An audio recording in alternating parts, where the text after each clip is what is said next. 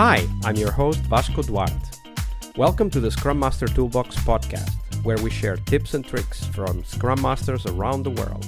Every day, we bring you inspiring answers to important questions that all Scrum Masters face day after day.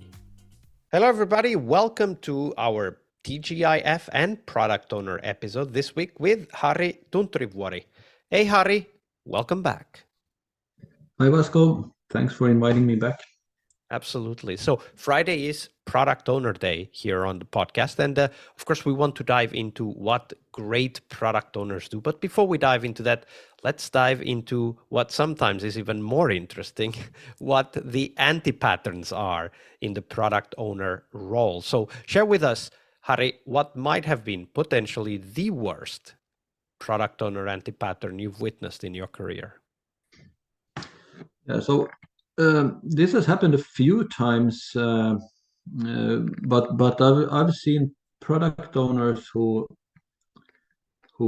act more like as task managers than product owners, and I think that's. Explain that to us. What does that mean in your mind? Acting like task managers. Yeah. So for me, a product owner is a person who has the product, owns the product, and is empowered to make decisions about the product, and actually really burns for the product. It's like, this is the greatest product in the world it's going to be, and I have great ideas, and talks to the customers, and depending on of course where we are, and builds up a vision for the product, and then so it says that this is the backlog we have, and these are the most important things for us to work on to deliver. While a task manager, on the other hand, is more a person who has a list of tasks they need to do, and says that these need to be done. And of course, we work in Scrum. Then first thing I tell them is that you cannot assign a task to a person. So that usually, after a while, they kind of understand it, but they think it's kind of stupid because they put it on the backlog. They know who will do it anyways, and but so they put a list of tasks there, and then they say this task should be done, and not so much about why and so on. And usually it's maybe it's not their fault all the time, but it's more about the organization. So you have they're not empowered to make the decisions. You have some higher ups or different parts of the organization who makes the decisions about the product, and I think this leads to confusion in the team, and lack of direction, because the person who actually makes the decision is not there to answer the questions. So that also sounds a little bit like this product owner as a task manager is not only not empowered, that's one thing, obviously, that perhaps triggers a lot of these aspects we are discussing, but it's also someone who does not see themselves as having the possibility to understand the whole product, right? Like, maybe is that your experience, that these people, they either don't care or they can't understand the product as a whole and therefore focus only on tasks? I think it's a mix there. They sometimes it might be that they don't care. Sometimes that they don't dare, and it could be then that the actual product owner is somebody else in the organization who tells them what to do or what to say.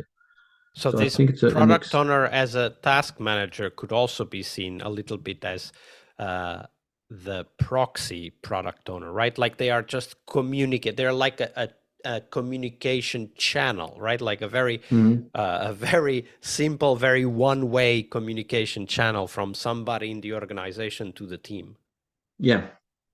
That's exactly how I see it. And of course, it sounds to me that this kind of product managers are also not able to answer many questions that the team might have.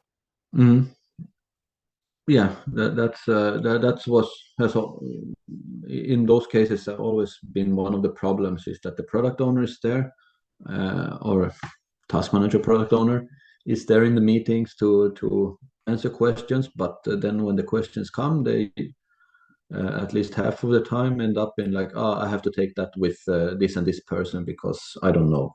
So, and then the whole agility kind of disappears because you cannot make the fast decisions. You have to get hold of that one person who is somewhere else.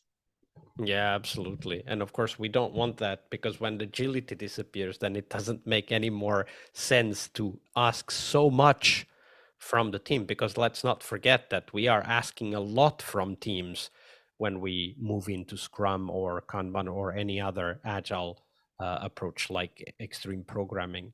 We are asking the team to make a lot of decisions, and for that they need information. And if the PO isn't able to provide that information, then of course we can't ask the ownership and initiative taking from the team either.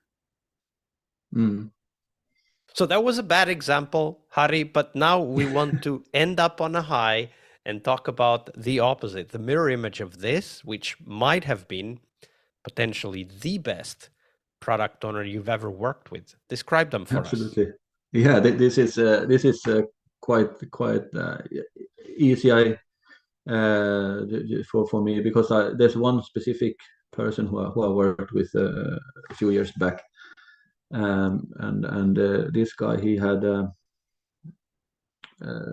really great vision for the product.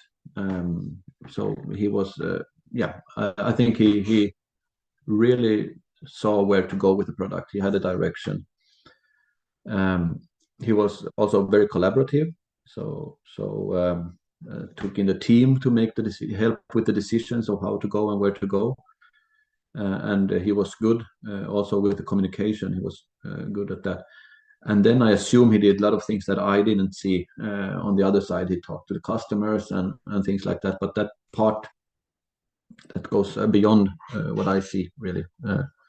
But with the team, he was at least very communicative, and also had a great vision. And he could get the team excited about the product that we're building, and I think that's important also. But I think if I have to pick one thing that really stood out, it was the ability to communicate with the team members. And this was also again a team where we were distributed in 2 different locations. So he could communicate with everyone. He made sure that everyone felt included and stayed connected, and so on. So yeah, absolutely. And I imagine that this skill of bringing the team in and allowing the team to bring their contribution and share their thoughts and ideas also helped a lot the product owner, because very often as product owners, we're not really sure if the direction we're taking is good or bad. You know, it could be good or bad for the customer, but also good or bad from a technology option perspective, right? And when we involve the team, when we are able to bring the team into the conversation, then we get a lot more input about what might be good ways to take or good directions to take the product in. And we get initial validation, at least from the technology perspective, if certain things are possible, if they are even a good idea to do or not. Yeah. And if I think about what like techniques and things, well, one thing was, of course, that he was, as I said, communicative, and he was on the demos. He was at the edge of his seat and giving feedback back and forth, and usually before the demos already. So he had been he knew what he was getting, but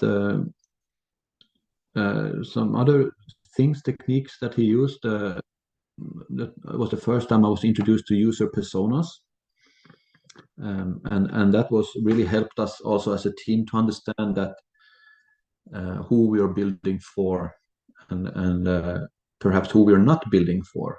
So that helped much, and he also had a good roadmap, always prepared for us, so he could communicate where we're going and direction and so on. So I think that was but that was the first time I was introduced to the user personas. No, actually, No, it was before, but it was first time for real. I was introduced. So in practice, right? Yeah. And personas are a concept and a tool that actually really helps the team understand why they are building the product, because they understand, okay, so what kind of person is going to ultimately purchase or use the product we are building. Yes. So Harri, we're getting close to the end, but we should not go before you share a little bit more about where we can find out about the work that you're doing and connect with you. Sure. So, yeah, I'm currently working as a Scrum Master, Agile Coach, consultant at a company called Mekify, and I'm working right now in Volvo Cars. We have an office in Lund, and I'm also up in Göteborg every now and then. But to connect with me, it's my LinkedIn profile. I think that's the best way to come there. Send me a message, connect, and I think that's the best way if you want to get in touch with me. Absolutely. Harri, it's been a pleasure. Thank you very much for your generosity with your time and your knowledge. Yeah, thanks so much for having me. It's been very nice.